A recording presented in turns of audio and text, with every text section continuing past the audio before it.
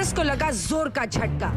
आप अपनी जनता के हितों की रक्षा कर पाएं तो वो मुझे महसूस होने लगा कि मैं वो कांग्रेस पार्टी में नहीं कर पा रहा हूं।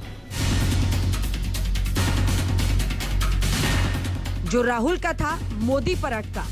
प्रधानमंत्री जी रात दिन भारत की सेवा में निस्वार्थ लगे हुए हैं, हम देखते आए हैं।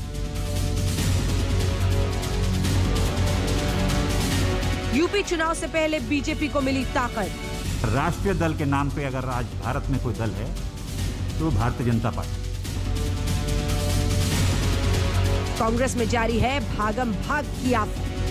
मैं धन्यवाद देना चाहता हूं सभी मेरे उन कांग्रेसजनों का जिनका मुझे आशीर्वाद मिला और साथियों का इतने वर्ष तक।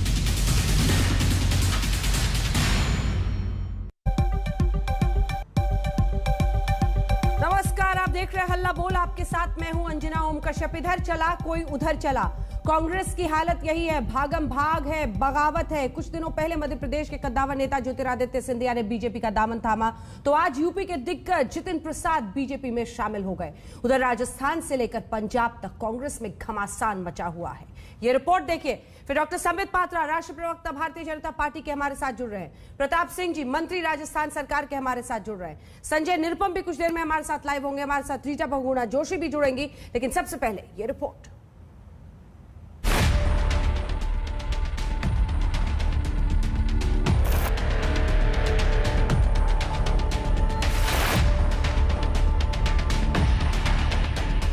बिछड़े सभी बारी बारी। यूपी में चुनाव आने वाले हैं और कांग्रेस को मझधार में नेता छोड़े जा रहे हैं। हृदय परिवर्तन की ऐसी हवा चली है कि बीजेपी में कांग्रेस के नेताओं को जमीन आसमान, कामकाज और राष्ट्र का उत्थान दिख रहा है। यूपी चुनाव से पहले जितिन प्रसाद ने कांग्रेस पार्टी को झटका दिया। केंद्रीय मंत्री पीयूष गोयल की मौजूदगी में मंच पर बीजेपी में शामिल हुए। बीजेपी अध्यक्ष जेपी नड्डा के हाथों गुलदस्ता स्वीकारा। कहा जिस पार्टी में काम ना कर सके उसे छोड़ना ही बेहतर। प्रधानमंत्री नरेंद्र मोदी अच्छा काम कर रहे हैं। भारतीय जनता पार्टी के राष्ट्रीय अध्यक्ष श्री जेपी नड्डा जी, इस देश के यशस्वी प्रधानमंत्री आदरणीय नरेंद्र मोदी जी, इस देश के कर्मयोगी गृह मंत्री आदरणीय अमित शाह जी और समस्त भारतीय जनता पार्टी नेतृत्व का मैं धन्यवाद अर्पित करता हूं कि उन्होंने आज इस भारतीय जनता पार्टी परिवार में मुझे सदस्यता और सम्मान दिया है। आज कोई इस देश में असली माने में कोई राजनीतिक दल है जो संस्थागत इंस्टीट्यूशनल दल है, वो भारतीय जनता पार्टी। रात दिन भारत की सेवा में निस्वार्थ लगे हुए हैं, हम देखते आए हैं। हमने चुनौतियों का सामना भी किया, जनता ने हमें दरकिनार भी किया है, तो हम जानते हैं कि उनके प्रति देश की भावना क्या है, प्रधानमंत्री जी के प्रति।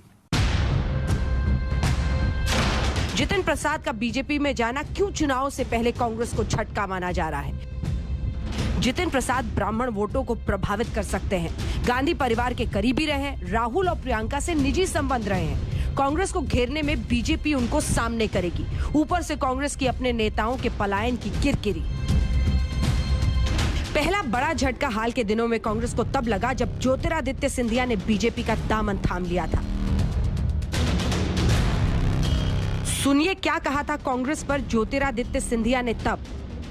मन व्यतीत है और मन दुखी भी है। जनसेवा का लक्ष्य की पूर्ति आज उस संगठन के माध्यम से नहीं हो पा रही है। वर्तमान में जो स्थिति कांग्रेस पार्टी में है वो कांग्रेस पार्टी आज नहीं रही जो पहले थी। अब ज्योतिरादित्य सिंधिया जितिन के बीजेपी में आने पर स्वागत कर रहे हैं। उन्होंने कहा है कि बीजेपी जनसेवा में विश्वास रखने वाली पार्टी है और ऐसी विचारधारा वाले नेता लगातार बीजेपी में आ रहे हैं। छोटे भाई का पार्टी में स्वागत।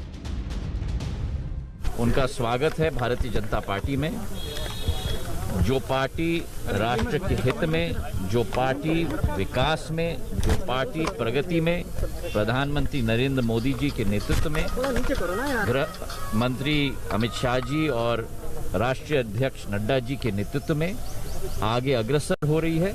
उसी पार्टी के मुख्य धारा में मेरे छोटे भाई आज जितिन भी आए हैं। मैं उनको बहुत बहुत बधाई देना चाहता हूं। राजस्थान का रण। मुख्यमंत्री अशोक गहलोत और उनके डेप्यूटी की लड़ाई दिल्ली तक आ गई। सचिन पायलट की बगावत ऐसी भड़की कि ड्रामा और सस्पेंस का दौर दिल्ली से जयपुर तक चला। तमाम अटकलें लगी कि इस नाराजगी के बीच वो बीजेपी में शामिल हो सकते हैं। हालांकि उन्होंने इससे साफ इनकार कर दिया, वापस जयपुर चले गए। लेकिन नाराजगी का दौर खत्म नहीं हुआ है। पंजाब में कैप्टन अमरिंदर सिंह और बीजेपी से आए नवजोत सिंह सिद्धू के बीच भी तलवारें तनी हैं। नौबत ऐसी आ गई कि इस बार दिल्ली को हस्तक्षेप करना पड़ा, तब मामला शांत हुआ। लेकिन कब तक, ये सब पूछ रहे हैं। और अब यूपी चुनावों से पहले यूपी का झटका। कमल थामते जितिन प्रसाद ने कांग्रेस पर वार किया। कहा, व्यक्ति विशेष की पार्टी में नहीं कर पा रहा था काम। बाकी दल तो व्यक्ति विशेष और क्षेत्र के हो गए। अगर आप अपने लोगों के उपयोग नहीं आ सकते, उनके सहायता के लिए आप मौजूद नहीं हो सकते और आपके इस लायक नहीं हैं कि आप अपनी जनता के हितों की रक्षा कर पाएं, तो वो मुझे महसूस होने लगा कि मैं वो कांग्रेस पार्टी में नहीं कर पा रहा हूं। कांग्रेस के संकट की ये आहट है। जितिन प्रसाद कितने वोटों को यूपी में प्रभावित करेंगे, ये तो उनका इम्तिहान होगा। लेकिन कांग्रेस की पिछले 7 दशकों में देश के नक्शे पर ऐसी हालत ना थी जब वो सिर्फ 3 राज्यों में अपने दम पर सरकार में हो, राजस्थान, पंजाब और छत्तीसगढ़। इन राज्यों में भी खटपट की आहटों के बीच नेताओं की नाराजगी का अन्य राज्यों में ये दौर कांग्रेस की नैया से सबके बारी बारी भागने का संकेत जरूर है। आज तक ब्यूरो। आइए चर्चा की शुरुआत करते हैं। डॉक्टर संबित पात्रा, राष्ट्रीय प्रवक्ता भारतीय जनता पार्टी के हमारे साथ जुड़ गए हैं। प्रताप सिंह जी, मंत्री राजस्थान सरकार में हमारे साथ जुड़ गए हैं। और संजय निरुपम जी भी जो हमारे साथ जुड़ गए हैं। थोड़ा संबित जी, एक बार देखिए, प्रताप सिंह जी को सिर पर ऐसे हाथ रखकर फिक्र की लकीरें माथे पर मैंने पहले नहीं देखा। प्रताप सिंह जी, गहरा सदमा। अब बताइए, सब नाराजगी बारी बारी, बिछड़ते भी जा रहे हैं बारी बारी। आप अंजना जी, आप एक बात मानकर चलिए। आपने मुझे कहा कि मैंने जब जतिन प्रसाद जी के लिए मैंने समाचार सुना, तो आप एक बात मानकर चलिए, जतिन प्रसाद जी को नेता कांग्रेस ने बनाया है, कांग्रेस को जतिन प्रसाद जी ने नहीं बनाया। इस वक्त जब देश के मुद्दों की आवाज उठाकर, नौजवान के आक्रोश की आवाज उठाकर, महंगाई के विरुद्ध हिंदुस्तान में जो मौत की जंग हुई, उस मौत की जंग में केंद्र सरकार की विफलताओं के विरुद्ध जनता की आवाज को उठाने का वक्त था। ठीक है, आप अपनी बात पूरी कीजिएगा। एक काउंटर सवाल है सिंह साहब, एक काउंटर सवाल है। आपने कहा कि कांग्रेस पार्टी ने जितिन प्रसाद को बताया, जितिन प्रसाद ने कांग्रेस पार्टी को नहीं।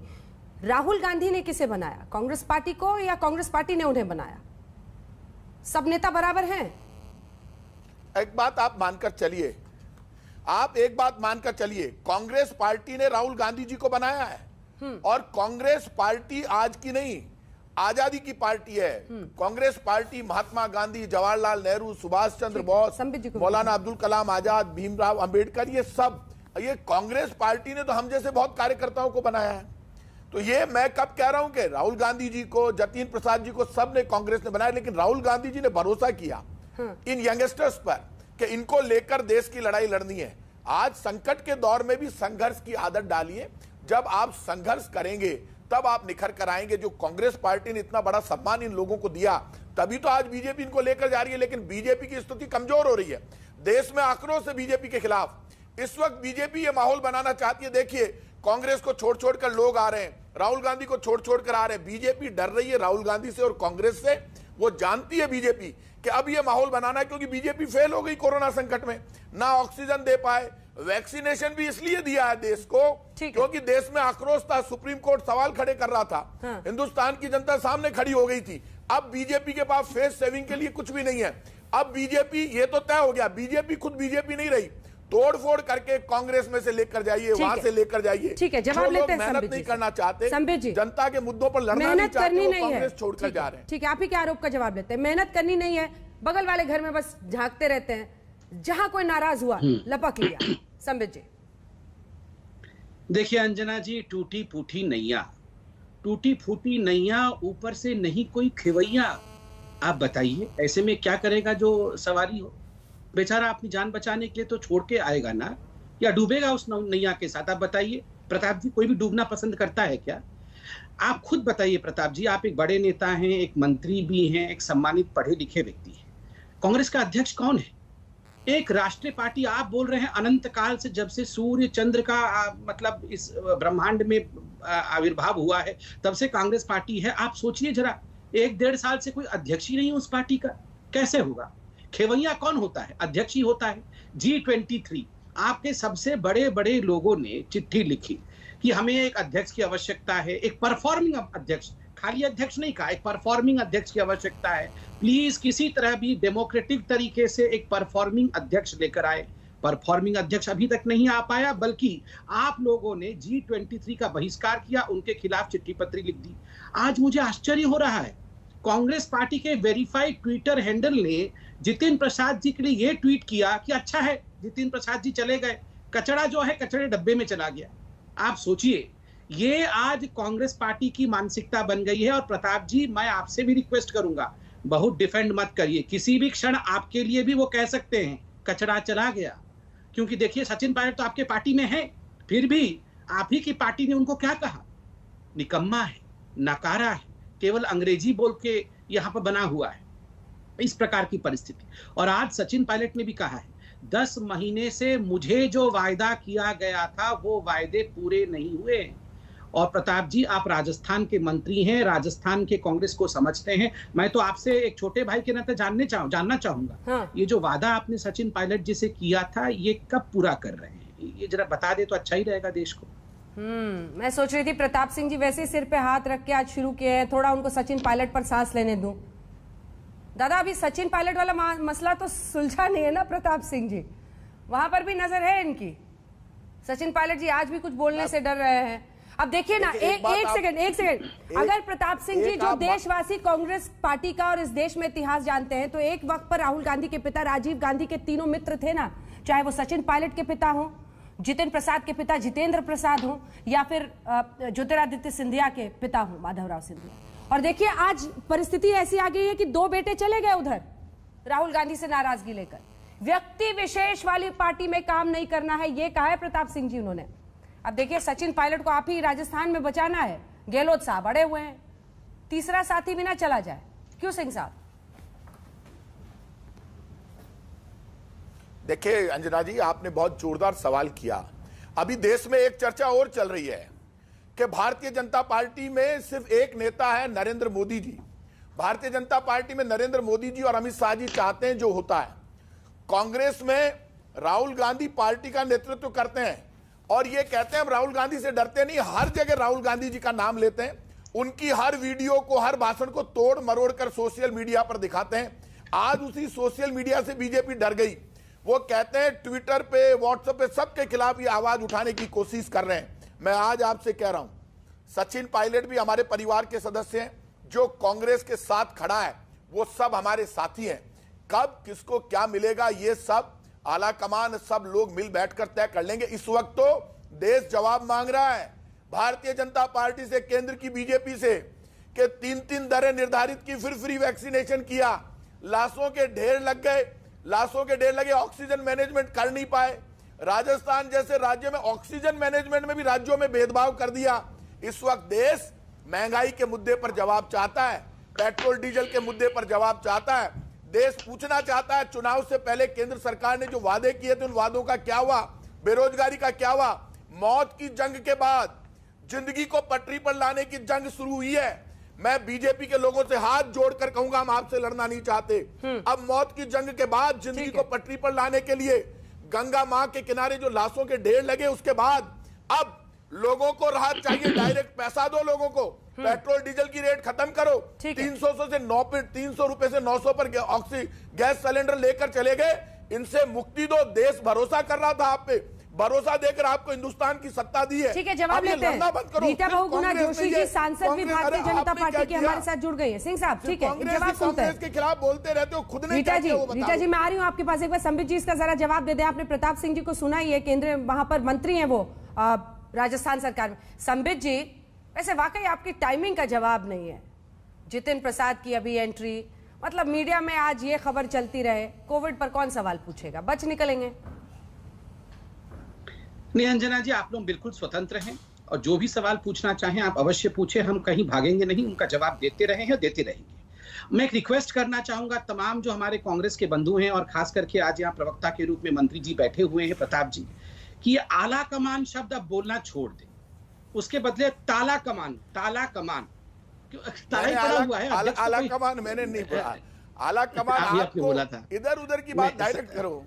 साहब मैं बोल लूं प्लीज, आप बड़े भाई हैं मेरे, आपकी मान लेते हैं, मैं बोल लूं, आपकी अनुमति लेके बोल लेता हूं।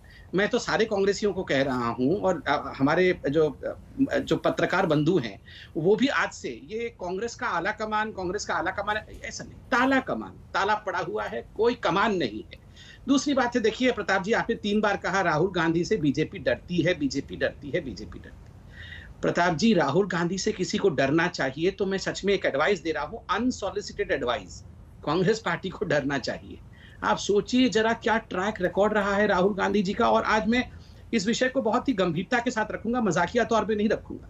हेमंतो बिश्व शर्मा आज असम के एक सक्सेसफुल चीफ मिनिस्टर के रूप में उभर के आए। आप सोचिए हेमंतो बिश्व शर्मा के साथ इसी राहुल गांधी जी ने किस प्रकार का बर्ताव किया था। हेमंतो बिश्व शर्मा 1.5 साल से उनसे समय मांग रहे थे, राहुल जी समय दे दो, मगर एक सामंतवादी मानसिकता के साथ, फ्यूडलिस्टिक मेंटालिटी के साथ समय तक नहीं दिया। 1.5 साल बाद जब समय दिया तो हेमंतो बिश्व शर्मा यहां देख रहे हैं, राहुल गांधी वहां देख रहे हैं, कुत्ते के साथ खेल रहे हैं। कुत्ते का नाम भी पिड्डी बाद में बताया। और उसी प्लेट में जो बाकी कांग्रेस के नेता थे वो पिड्डी भी खा रहा है, कांग्रेस के नेता भी खा रहे हैं। आपको ये सोचना होगा कि आपने अपनी मानसिकता को कहां लाके खड़ा कर दिया है। और प्रताप जी, मैं एक हिंदुस्तानी के नाते दूसरे हिंदुस्तानी को कह रहा हूं, आप सोचिए देश का सबसे बड़ा पॉलिटिकल पार्टी जो किसी समय में अपने आप को कहता था एक परिवार के देहुड़ी में खड़े होने के कारण, एक परिवार के दरबारी बनने के चक्कर में आपने क्या कर दिया है। डरना आपको राहुल से चाहिए, हमें नहीं। ठीक है, रीटा बहुगुणा जोशी को शामिल करते हैं। प्रताप जी मैं आ रही हूँ, संजय निरुपम जी से भी सवालों को लेकर चलेंगे। रीटा बहुगुणा जोशी जी, आप सांसद हैं, लंबा आपका सफर रहा कांग्रेस पार्टी में, जरा आप बताइए क्या जितिन प्रसाद, ज्योतिरादित्य सिंधिया और आप लोगों का ये फैसला एक परिवार की वजह से है? क्योंकि आखिरकार एक के बाद एक निकलते चले गए और यूपी में सबसे बड़े चेहरे के तौर पर आप ही वहां से निकली, जिनको ब्राह्मण चेहरे के तौर पर बीजेपी ने भी अपनी तरफ से इस्तेमाल करने की कोशिश की। रीटा जी, क्या गड़बड़ है वहां पर? देखिए, राष्ट्र सर्वोपरि होता है और हमारे जैसे लोग राजनीति में आए थे देश के लिए, हित में काम करने के लिए, जनता की सेवा करने के लिए। हमने 25 साल अपने जीवन के कांग्रेस पार्टी को दिया। ज्योतिरादित्य सिंधिया जी हो, सचिन जी हो, और हमारे अभी आप देखिए जितिन आए हैं, सचिन जी का भी नाम ले रहे हैं, वो भी आ रहे हैं क्या? सचिन भी आने वाले हैं, बहुत जल्दी आएंगे, क्योंकि उनका भी दुर्गति की हुई है पार्टी ने। हमारा आपसे कहना यह है कि पिछले 7 वर्षों में अगर आप देखिए तो भारत की राजनीति की दिशा बदली है। और हमारे जैसे लोग तभी पार्टी छोड़कर कांग्रेस को निकले जब उन्होंने देखा कि कांग्रेस नेतृत्व विहीन हो गई है, उसकी दिशा सही नहीं है, उसको ये पता नहीं कि उससे कहाँ जाना है, हर वक्त कटाक्ष करना, हर वक्त नेगेटिव पॉलिटिक्स करना। तो देखिए अभी वो सिर्फ और सिर्फ जो नकारात्मक विषयों पे बात कर रहे हैं, सकारात्मक बात ये करते ही नहीं। राष्ट्र का निर्माण कैसे, आप बताइए, 60 साल आपकी सरकार लगभग रही, आप सत्ता में रहे आगे पीछे, लेकिन क्यों आखिर राष्ट्र ने आपको रिजेक्ट किया? और जब नरेंद्र मोदी जी अच्छा काम कर रहे हैं तो कहीं तो शाबाशी दीजिए। आखिर अंतर्राष्ट्रीय नीति हो, पड़ोसियों के साथ नीति हो, या आर्थिक नीति हो, और या कोविड के प्रथम दौर को और द्वितीय दौर को बहुत तेजी से संभालने का काम हो। अब राष्ट्रीय अंतर्राष्ट्रीय जो एक इतनी बड़ी आपदा है, स्वास्थ्य आपदा, उस पर भी आप राजनीति करते हैं। वैक्सीन का आपने मजाक उड़ाया, अपने साइंटिस्ट का मजाक उड़ाया। देखिए सर्जिकल स्ट्राइक हुई, आपने अपनी पार्टी, अपने देश को कटघरे में खड़ा कर दिया। पाकिस्तान के खिलाफ, चीन के खिलाफ कोई कार्रवाई होती है, आप हमको कटघरे में खड़ा कर देते हैं, राष्ट्र को। तो देखिए 2016 में मैंने समझ लिया था कि इस पार्टी को सिर्फ चुनाव से चुनाव निकलना है, इसे कोई ठोस काम जनता के लिए करना नहीं है। मैं राजनीति में आई थी क्योंकि सकारात्मक भूमिका निभाऊं, बहुत कुछ किया, जेल गई पार्टी के लिए, मेरा घर जलाया गया, मैंने मेरे ख्याल से 825 ब्लॉक्स हैं, हर ब्लॉक में 2-2 बार 3-3 बार दौरे किए, लेकिन नेतृत्व विहीन। अब निर्णय आपके हाथ में नहीं होंगे, निर्णय दिल्ली से होंगे, एक परिवार के होंगे। ये आत्मावलोकन क्यों नहीं करते कि आखिर इतने लोग चले गए और G23 बना बैठा है, जिन लोगों ने पूरी जिंदगी आपकी पार्टी को दिया, हट रहे हैं, तो कमी आप में है। और अब इसकी चर्चा भी करना बेकार है। देखिए कांग्रेस लगभग उत्तर भारत में समाप्त हो रही है और अब इन कांग्रेस में लोगों का विश्वास नहीं रह गया है। मोदी जी में है, और इसीलिए मैं बहुत स्वागत करती हूँ कि जितिन जी को मैं कई वर्षों से कह रही थी आ जाइए, पर वो आए हैं तो निश्चित। सचिन जी से भी आप ही बात कर रही हैं क्या? कंफर्मेशन मानूं आपकी तरफ से? आपने तो कहा है कि जल्दी ज्वाइन करेंगे। मैं तो बिल्कुल करना चाहिए। मैं तो सचिन जी को मैंने फोन भी किया था कि देखिए आप जैसे लोग व्यक्तियों को सकारात्मक राजनीति में, सबका साथ सबका विकास में, भारत को आगे बढ़ाने में नरेंद्र मोदी जी के पीछे और भारतीय जनता पार्टी में होना चाहिए। और कौन कौन से कांग्रेस नेता को फोन कर रही हैं मैम आप? और जितिन का मैं बहुत स्वागत करती हूँ। जितिन मुझसे आयु में बहुत छोटे हैं, हमारे दोनों के पारिवारिक बहुत अच्छे रिश्ते भी हैं। और कोई कांग्रेस नेता के आने से बहुत अंतर आएगा। और कोई कांग्रेस नेता जिसको आपने फोन किया हो? आप मुझसे बात कर रही हैं? बिल्कुल रीटा जी। नहीं, बिल्कुल नहीं। देखिए, कोई कोर्ट और पोच करने की बात नहीं है। ये एक मुख्य धारा के तहत हम लोगों ने राजनीति में बहुत साथ काम किया है। 30 वर्ष की तो मेरी एक्टिव पॉलिटिकल लाइफ हो गई है। राजनीति देखा तो बहुत देखा, 50-55 वर्षों तक।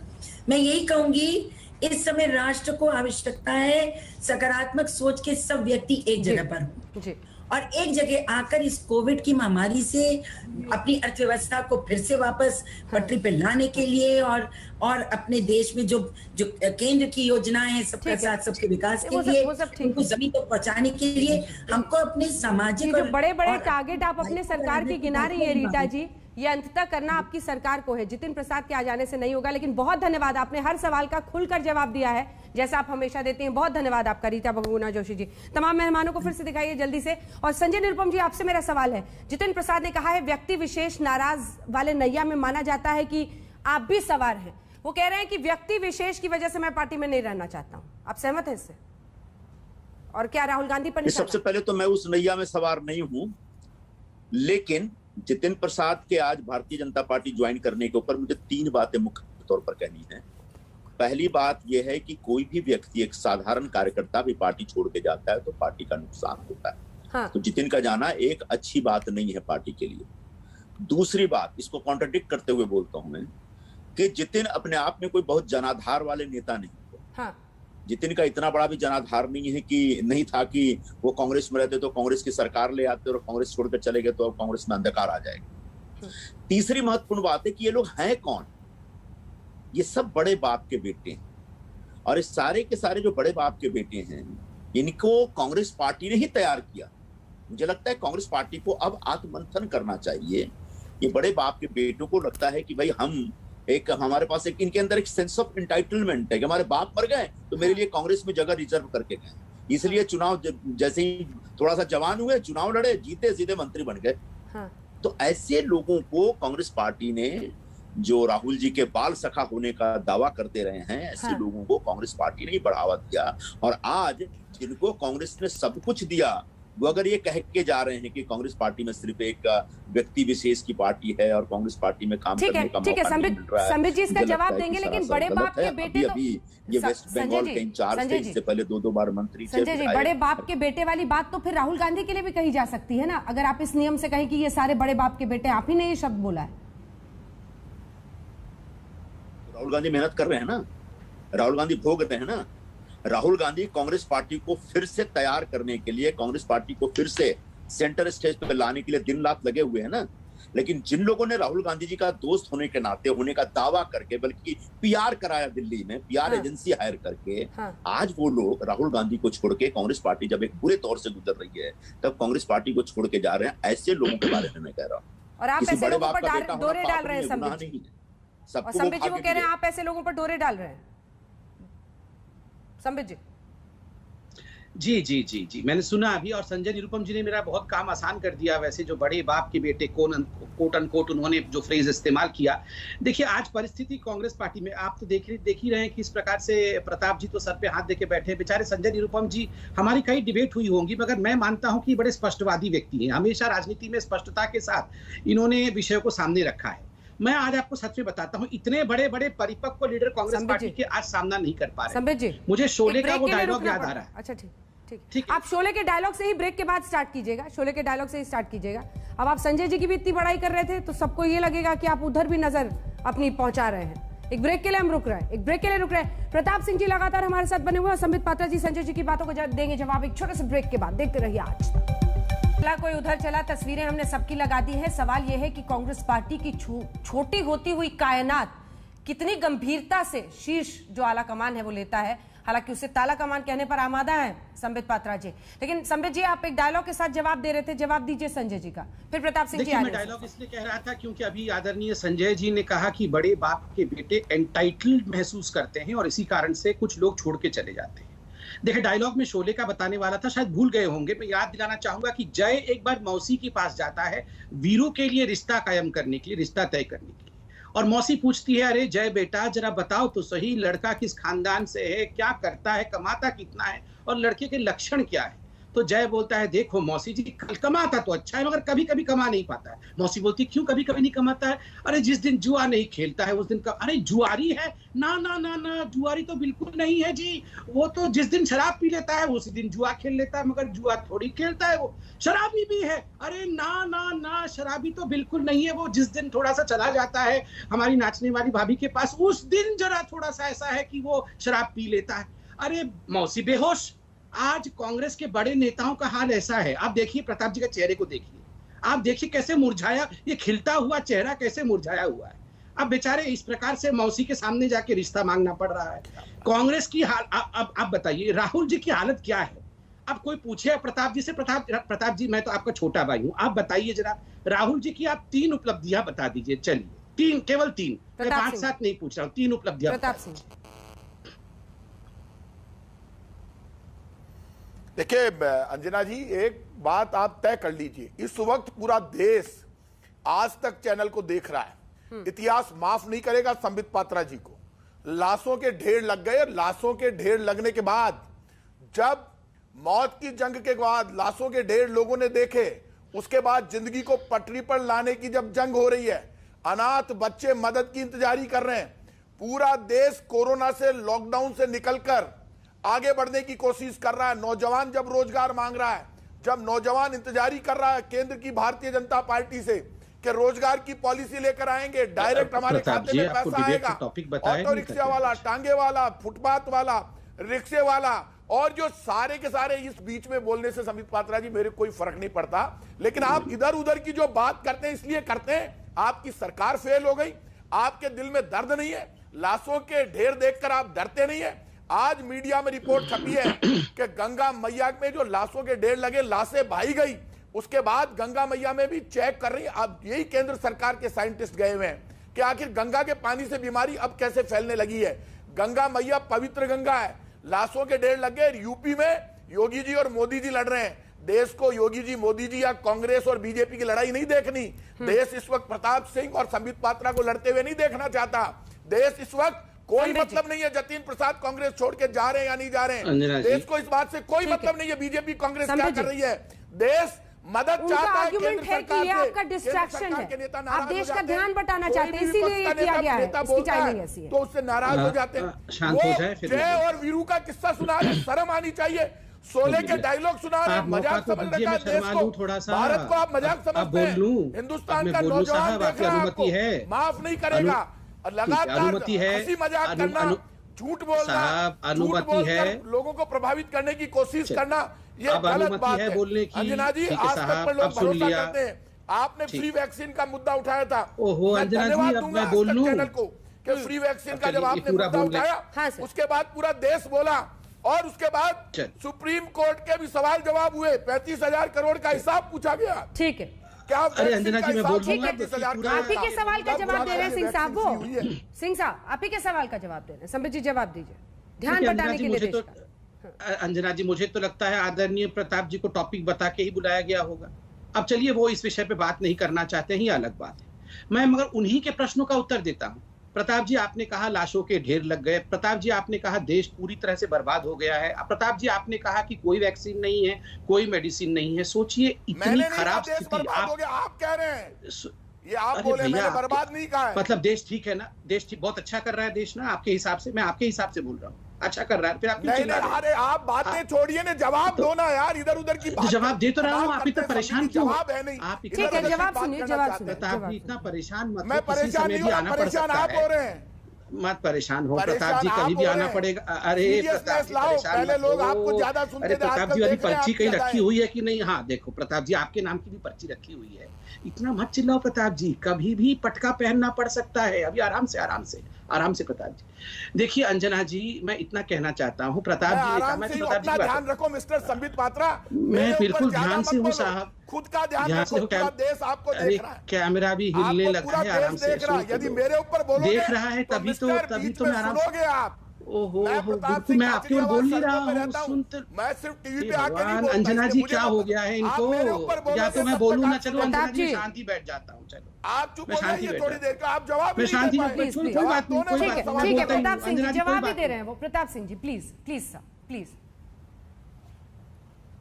अंजना जी, पहले तो मैं कहना चाहूंगा, चाहे कोई मंत्री भी हो सकता है, कितना बड़ा अधिकारी भी हो सकता है, किसी को ये नहीं महसूस करना चाहिए डिबेट में कि केवल बोलने के लिए वही एंटाइटल्ड है और हम जैसे साधारण प्रवक्ता या साधारण कार्यकर्ता एंटाइटल्ड नहीं है। इसलिए उनको धैर्यपूर्वक सुनना चाहिए। दूसरा विषय, चलिए प्रताप जी की बातों का ही मैं जवाब देता हूं। उन्होंने कहा कि देश में लाशों की ढेर लग गई, ऑक्सीजन नहीं था, वैक्सीन नहीं था। आप सोचिए, उत्तर प्रदेश में स्थिति बड़ी खराब हो गई, ये सब अभी कहा। ये सब भी होने के बाद भी कांग्रेस पार्टी पंजाब में न टिक पा रही है, वहां लड़ रही है, राजस्थान में लड़ रही है, टीएस सिंहदेव और बघेल जी की लड़ाई हो रही है छत्तीसगढ़ में, और आज उनके एक बहुत बड़े नेता पार्टी को छोड़ करके हमारे पार्टी में आ गए। अगर वाकई देश में जिस प्रकार की छवि आप दिखाना चाहते हैं कि मोदी जी की तो कुछ भी बात अब नहीं हो सकती है जी, योगी जी की तो अब कुछ भी बात नहीं हो सकती है उत्तर प्रदेश में, तो आप लोगों को तो एक होकर हमें हराने की कोशिश करनी चाहिए। ये क्यों नहीं हो पा रहा है? मैं इतना ही पूछना चाहता हूं। अगर स्थिति इतनी खराब है जितनी आप बता रहे हैं, तो आप लोग हमें क्यों नहीं हराने की लड़ाई लड़ रहे हैं? आज आपस में खुद क्यों लड़ रहे हैं ये बताइए। सचिन पायलट किससे लड़ रहा है? सचिन पायलट आपके ही अपने नेता अशोक गहलोत से अशोक गहलोत किससे लड़ रहे हैं? सचिन पायलट से लड़ रहे हैं। और जो उन्होंने कहा था कि हम एक्सपेंशन करेंगे वो नहीं कर रहे हैं। आला कमान किसको बुला रही है? पंजाब से अपने मुख्यमंत्री कैप्टन अमरिंदर सिंह को दिल्ली बुला रही है, उनकी पेशी हो रही है। वहां पर क्या कह रहे हैं अपने नवजोत सिंह सिद्धू? यहाँ पर भयंकर करप्शन हो रहा है पंजाब के अंदर। बाजवा साहब आप ही के नेता है ना, राज्यसभा के सदस्य हैं, कांग्रेस के इतने बड़े नेता हैं। चिट्ठी क्या लिखी उन्होंने सोनिया जी को? 12,000 करोड़ रुपए का घोटाला पंजाब के अंदर हो गया है। आप बताइए, आप ही के लोग आपके खिलाफ लिख रहे हैं, आप लोग इकट्ठे क्यों नहीं हो रहे हो? क्योंकि आपका कोई नेता नहीं है, ना नेता है ना नियत है। बौखलाने से कुछ नहीं होता है प्रताप जी। और मैं एक बार संजय निरुपम जी से पूछना चाहता हूं। संजय जी, मैं बहुत ससम्मान पूछना चाहता हूं। आपने एक बड़े फ्रेज का दमखम से इस्तेमाल किया, बड़े बाप के बेटे और इनका सेंस ऑफ एंटाइटलमेंट। आप बताइए, ये 3 उपलब्धियां मैंने राहुल गांधी की प्रताप जी से पूछी। राहुल जी भी देख रहे होंगे, राहुल जी देख लीजिए, आपके मंत्री हैं राजस्थान के, इन्होंने आपकी 3 उपलब्धियां बताने में फोल हो गए। मैं संजय निरुपम जी आपसे जानना चाहता हूं कि 3 उपलब्धियां राहुल जी की ऐसी क्या हैं जो आप उनको बड़े बाप के बेटे और एंटाइटल्ड नेता नहीं मानते हैं? ठीक है, देखिए इस सवाल का जवाब भी है साथ में। संजय निरुपम जी, सवाल ये, आपने कहा कि राहुल गांधी काम कर रहे हैं, तो क्या ज्योतिरादित्य सिंधिया ने मध्य प्रदेश में, क्या सचिन पायलट ने राजस्थान में, इन लोगों ने कोई काम नहीं किया है, सिर्फ राहुल गांधी काम कर रहे हैं। सेंस ऑफ एंटाइटलमेंट बस इन्हीं नेताओं में है। हाँ ठीक है ना, तो ठीक है ना। ज्योतिरादित्य सिंधिया ने उत्तर प्रदेश में कौन सा काम किया? उनको तो उत्तर प्रदेश का जनरल सेक्रेटरी इंचार्ज बनाया गया था प्रियंका जी के साथ। कभी सुना है कि उत्तर प्रदेश के फला जिले में फला गांव में जाके मीटिंग कर रहे हैं? और वहां अगर मध्य प्रदेश में मेहनत किए तो इसलिए कि उनको मुख्यमंत्री बनना था, और मुख्यमंत्री नहीं बने इसलिए छोड़ के चले गए। ये क्या होता है भाई? ये तो स्वार्थ, ये तो एक स्वार्थपूर्ण राजनीति होगी ना। आप कांग्रेस पार्टी में कांग्रेस पार्टी का गौरव, कांग्रेस पार्टी का वैभव बढ़ाने के लिए काम करिए। कांग्रेस पार्टी बढ़ेगी तो आप बढ़ेंगे, लेकिन नहीं, मेरी शर्त पे कांग्रेस पार्टी बढ़नी चाहिए। अगर मुझे कुछ देते हैं तो मैं कांग्रेस में हूं, नहीं देते मैं जा रहा हूं। ये अप्रोच है, ये जो अप्रोच है ना, ये गलत है। और ऐसे लोगों की शिनाख्त संजय जी तुरंत आ रही हूं। समझिए, पुराने नेता हैं सर। G23 क्या है ये? सचिन पायलट, नवजोत सिंह सिद्धू, सारे नेता वही है ना। और ये पुराने नेता भी तो G23 में बहुत सारे हैं, वो सारे के सारे कोई काम नहीं करता, सब बेकार है। इनकी बातें तो सुनी जा रही हैं। इनमें बहुत सारे लोग जिन्होंने अपने अपने सवाल खड़े किए, उनको CWC में स्वयं सोनिया जी ने इनको बुला करके इनके साथ मीटिंगें करके इनकी बातें तो सुनी गई है। लेकिन ये सब राहुल गांधी की वजह से छोड़ के जा रहे हैं, राहुल गांधी से नाराज है। ये कहना जाती होगी, क्योंकि राहुल गांधी तो आज कांग्रेस पार्टी के अध्यक्ष भी नहीं है। आज अगर कांग्रेस पार्टी के अध्यक्ष तो श्रीमती सोनिया गांधी जी हैं, और सोनिया गांधी जी जितना मिल सकती हैं, जितनी बात कर सकती है, जितना इंटरेक्ट कर सकती है, कर रही हैं।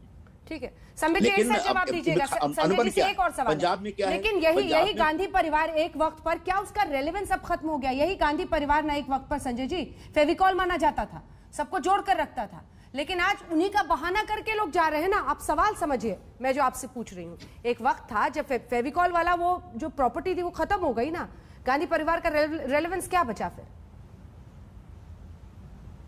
निश्चित तौर पर कांग्रेस के संदर्भ में गांधी परिवार का रेलेवेंस बचा है, और कांग्रेस पार्टी को अगर कोई पुनर्जीवित कर सकता है तो गांधी परिवार ही कर सकता है, और राहुल गांधी विशेष तौर पर कर सकते हैं।